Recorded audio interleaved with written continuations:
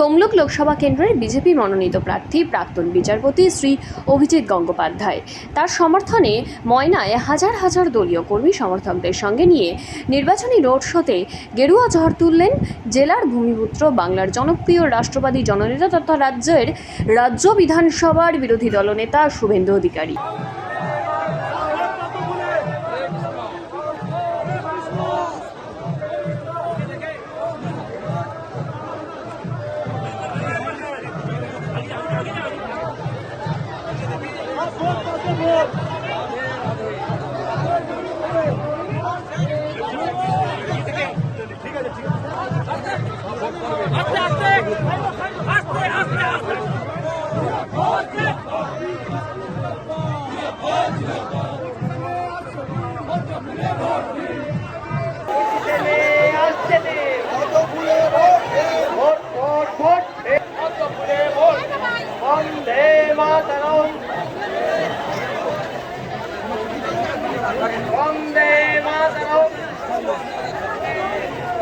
वंदे